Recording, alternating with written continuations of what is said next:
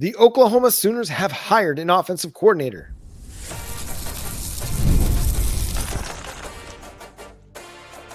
You are Locked On Sooners, your daily podcast on the Oklahoma Sooners. Part of the Locked On Podcast Network, your team every day. What's up, Sooner Nation? Welcome to Locked On Sooners, and thank you for making Locked On Sooners your first listen every single day. Shout out to all the everydayers out there. Today's episode is brought to you by FanDuel. You can start the season with a big return on FanDuel. New customers can place a $5 bet, and you'll get started with $150 in bonus bets if you win your first $5 bet. Visit FanDuel.com to get started. I'm John Williams, and the Oklahoma Sooners have an answer as to who their next offensive coordinator is going to be. According to multiple reports, it's going to be Ben Arbuckle, the Washington State offensive coordinator, making the move to Norman, bringing with him a version of the air raid offense, taking Oklahoma back to its roots, the offense that helped make them so successful in the early 2000s. From Mike Leach and on, and then into a version of it under Lincoln Riley. The Sooners are going to hope to use an up-tempo offense to try and maximize space out there in the passing game and in the running game. Ben Arbuckle has helped both Cam Ward, John Mateer most recently have a lot of success with the Washington State Cougars as an offensive analyst, helped Bailey Zapp break records upon records with Western Kentucky. So it's a really intriguing hire. He's a young dude, still has a lot of growing to do as an offensive coordinator, but as most coaches do when they're in their 20s. But it's a really intriguing hire because one, it does get Oklahoma back to some of the air raid principles that have made them so successful over the years. And it's an offense that's going to help the quarterback be efficient. It's going to try to use the quick passing game to make defenses tackle in space. Again, it's an offense that we've seen a lot of. We've seen it be really, really successful. Seen it be successful against Oklahoma. And Arbuckle is one of those guys that's risen through the ranks really, really quickly, in large part due to this offense, but also the connection to Zach Kittley, who is tearing it up right now as an offensive coordinator himself, but did not go a traditional route after college, went and worked in the private sector, and in just a few years' time is now going to be the offensive coordinator at a big time Power 4 program like Oklahoma.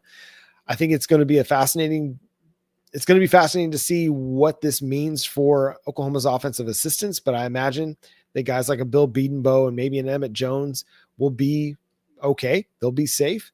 But you could see a guy like Arbuckle want to bring guys along with him that he's had as assistants in other places. And that's just part of it. It's just the nature of the beast of coaching staff turnover is that when a coordinator comes in, he's going to want to bring his guys with him.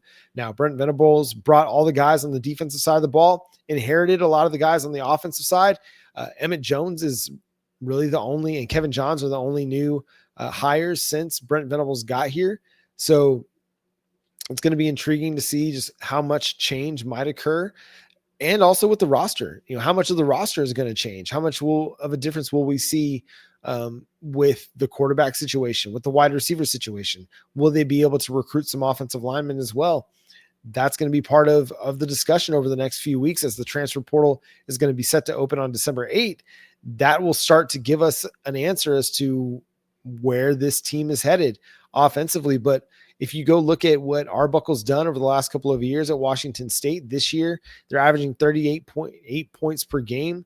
They are putting up 454 yards of total offense. Now, not against great competition. It's not the cream of the crop, but last year, still as a part of the Pac-12, 31.7 points per game and 421 total yards of offense. Again, Cam Ward got himself paid handsomely by Miami in the NIL game to make the move from Washington State to Miami, all because he had a really good year. He had 3,700 passing yards, 25 touchdowns, just 7 interceptions.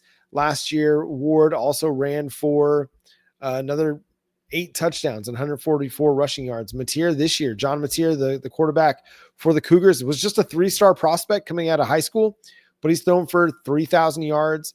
He's got 28 touchdowns and just 6 interceptions. He's also ran for 14 touchdowns. So it's an offense that's going to utilize a dual threat quarterback, someone that can get the ball down the field.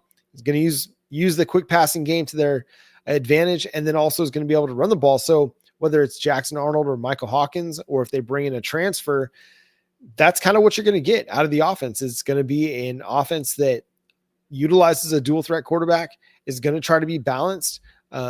Arbuckle's offense, even at Western Kentucky, was a little bit more balanced than Kitley's was with Bailey Zapp at quarterback, but still very, very productive offense. He's going to want to try to run the ball. The year that Arbuckle took over at Western Kentucky, they ran for more than 200 yards of offense. Ran for more than 200 yards, still averaged a good, healthy amount of yardage with the mountain. I forgot what they were, the mountaintops, Western Kentucky. I don't know. I'm going to look it up real quick because it's bothering me. The Hilltoppers, mountaintops, the Hilltoppers. But, back in, I want to say it was 2022, Austin Reed threw for 4,700 yards and 40 touchdowns with Ben Arbuckle calling the plays.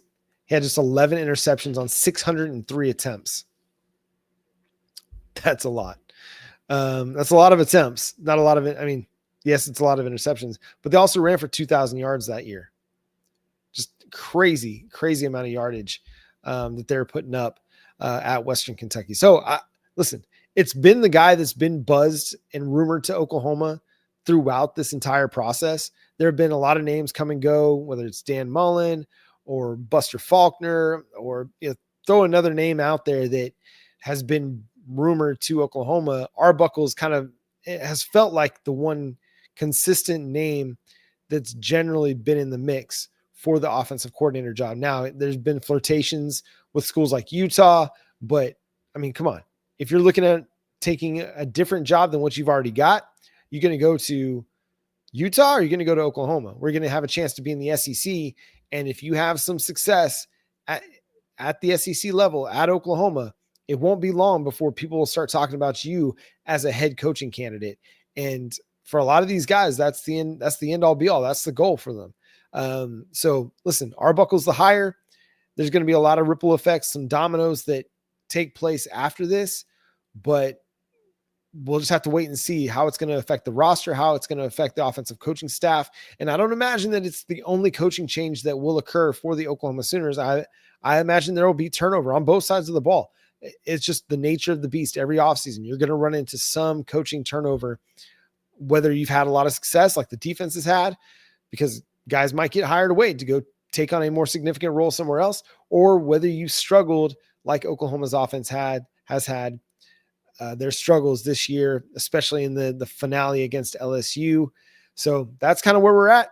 When Jay's back with us after his trip to Baton Rouge, we'll continue to break down what this hire means for the Oklahoma Sooners, what direction they're going to go, and how might we see them employ offense moving forward, and what it could mean for the quarterback situation, and more on Locked On Sooners. So again, thanks so much for being subscribed to Locked On Sooners wherever you get your podcasts. We're free and available on all podcast platforms and on YouTube. So hit that subscribe button and that notification bell to let you know when new episodes drop. We're free and available on all podcast platforms, part of the Locked On Podcast Network, your team every day.